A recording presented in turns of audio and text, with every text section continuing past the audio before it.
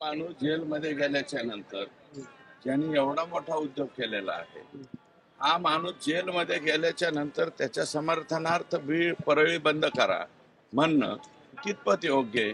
नाविन्यपूर्ण म्हणजे नवीन पायंडा पाडे। इसके बाद जो भी जेल में जाएगा उसके लिए हम तुम्हारे साथ है म्हणून आता शहर बंद करून टाक। एखाद्या वेळेस मुंबई बी बंद करू नये, काय सांगा? या दुर्घटनेनंतर राष्ट्रवादी आकाचे लोक जर आले तर परळी म्हणजे बीड मुंबई सुद्धा बंद करू शकतात। या दुर्घटनेनंतर मध्ये वाल्मिक कराडांना नेलं तेव्हा रोहित कुठे असं त्यांनी एक आवाज दिला, तर नेमकं हा रोहित कोण आता याचा शोध घेतला जातोय? कर्मचारी त्याचा मला वाटतं हाताखालचा माणूस आहे, रोहित कांबळे म्हणून असेल।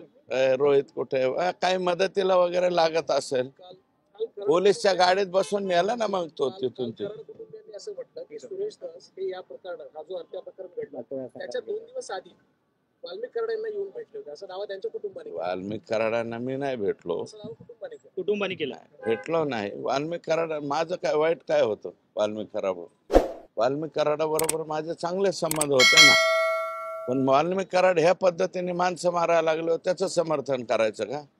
दोस्त आहे किंवा मैत्री आहे म्हणून जर असं वागून दिल्याच्या नंतरही असं वागल्यावर मग त्यांच्या बरोबर राहायचं का?